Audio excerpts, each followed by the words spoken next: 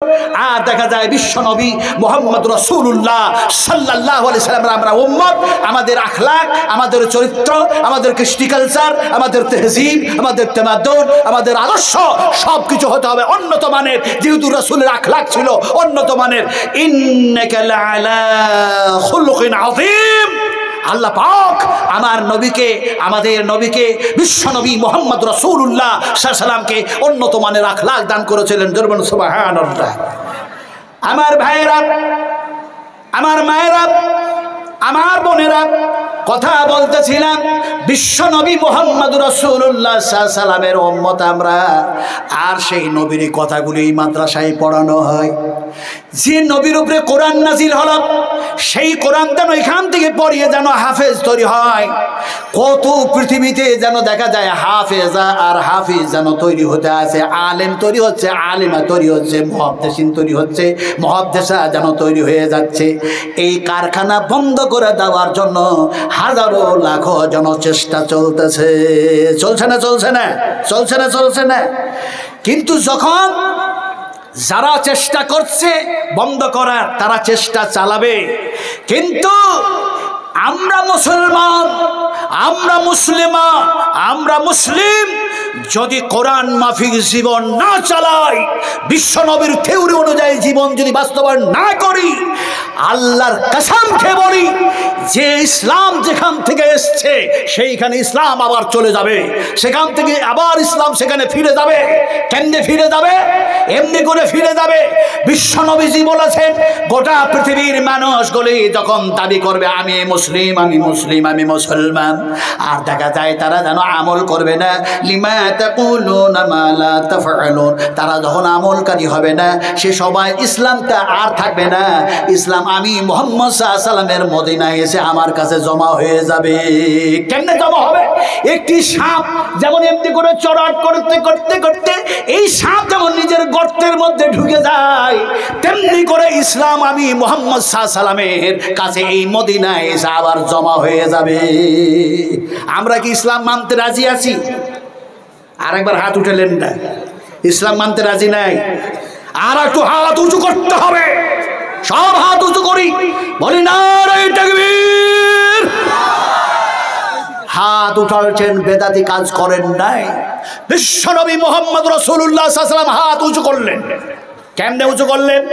আমি লম্বা আওয়াজ করবো না, যেহেতু নবী সাহেব আমার পরে পরে আসবেন।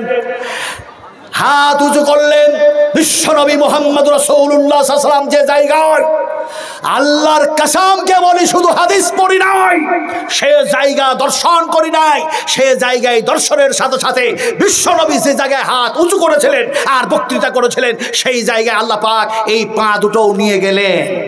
কেমনে নিয়ে গেলেন? আল্লাহর হাবিবের সাহাবায়ে কেরামেরা সব যেন আছেন নিচে, বিশ্ব নবীজি যেন সেই পর্বতের উপরে, জায়গাটি পর্বতের নাম হচ্ছে জাবালে রহমত। ওই যে একটা মিনার দেখতে পাচ্ছেন, যে জায়গায় নবীজি দাঁড়িয়ে দাঁড়িয়ে বক্তৃতা করেছিলেন, সেই জায়গা পর্যন্ত পৌঁছালাম। আল্লাহ পৌঁছায় দিলেন। আর সেই জায়গায় মনের মধ্যে কত রকম মনে পড়ে গেল।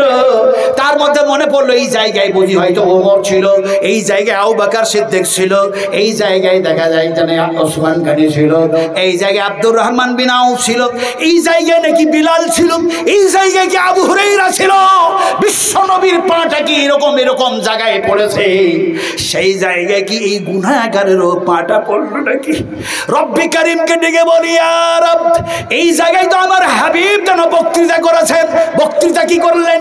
বিশ্ব নবী বলেন, ও আমার সাহাবায়ে কেরামেরা, ও আমার সাহাবীরা শোনো, আমি মুহাম্মদ রাসূলুল্লাহ সাল্লাল্লাহু আলাইহি সাল্লাম আল্লাহর দ্বীন তোমাদের কাছে পৌঁছে দিতে পেরেছি কিনা তোমরা সাক্ষী দিয়ে দাও, তোমরা সাক্ষী দিয়ে দাও।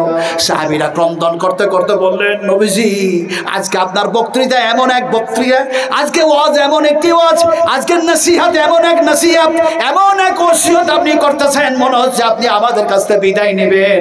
সাহাবীরা ক্রন্দন করে বললেন, নবীজি ইয়া রাসূলুল্লাহ, আপনি কি এরকম আমাদেরকে ছেড়ে চলে যাবেন?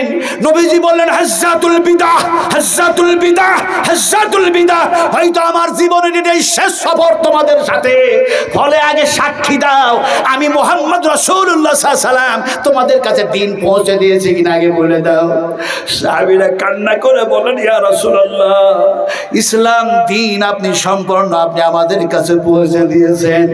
আল্লাহর হাবিব ওই জাবালের রহমতের উপর থেকে আকাশের দিকে হাত উঁচু করলেন।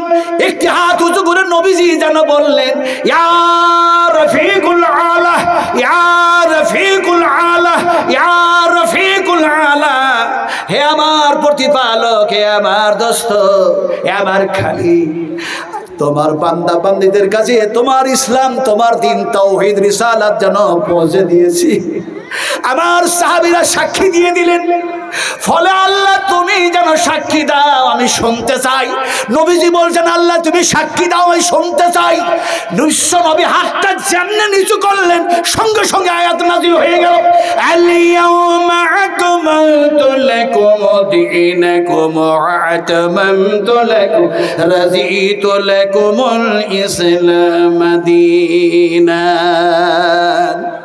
আল্লাহ পাক আয়াত নাযিল করে নবীকে বলেন ও নবী, দিন ইসলাম নিয়ামত সমস্ত সবকিছু পরিপূর্ণ করে দিলাম আজকে আমি আল্লাহ তোমার প্রতি রাজি আর খুশি হয়ে গেলাম। তোরা বলো সুবহানাল্লাহ। সেই জায়গায় দেখলাম নবীজি হাত উঠিয়েছেন। আপনারা বলবেন নাজমে আলম তুমি বলো এইটা পাবো কোন কিতাবে? এই কিতাবের রাইটারের নাম কি? কিতাব কোন আর পড়ে নেন। রাইটারের নাম হচ্ছে মাওলানা শফিউর রহমান আল মুবারকপুরি হাফেজাহুল্লাহ। রাইটারের নাম হচ্ছে ওবাইদুল্লাহ আল মুবারকপুরি হাফেজাহুল্লাহ। তিনাদের কিতাবগুলি পড়ুন। আর বিশ্বনবী মুহাম্মদ রাসূলুল্লাহ সাল্লাল্লাহু আলাইহি সাল্লাম সেই জায়গায় হাত উঁচু করে এরকমটা করেছিলেন কিনা? আপনারা হাত উঁচু করলেন, মনে মনে ভাবছেন হাত উঁচু করবে কেন, যদি বিদআত হয়ে যায়।